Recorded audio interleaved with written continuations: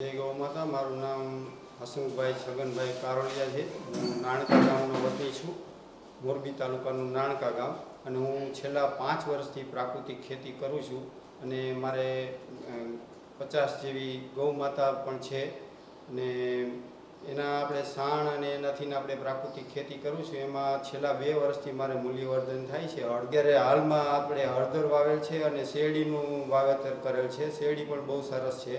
હવે એ બધાયમાં આપણે ગૌકૃપા અમૃતમ બેક્ટેરિયા, જીવામૃત, બીજામૃત એ બધાયનું આપણે પૂરેપૂરો ઉપયોગ કરીએ છીએ। અને સરકાર તરફથી પણ અમને એના માટેથી અને ટેન્ક, મડ પંપ એના માટેથી અમને લાખ રૂપિયા જેવી સહાય આપેલી હતી।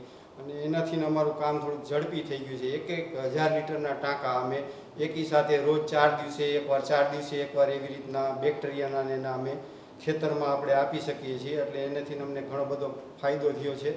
અને સતત આવા આત્મા પ્રોજેક્ટની એવી પ્રાકૃતિક ખેતી વિશેની માહિતી આપતી મિટિંગો પણ એ લોકો કરતા હોય છે। તો એનો પણ અમે લાભ લઈએ છીએ અને એનો અમે અનુભવમાં ઉપયોગ કરીએ છીએ અને બીજાને પણ શીખડાવીએ છીએ કે આ રીતે પ્રાકૃતિક ખેતી કરાય અને એમાં પણ રૂપિયા કમાઈ શકાય।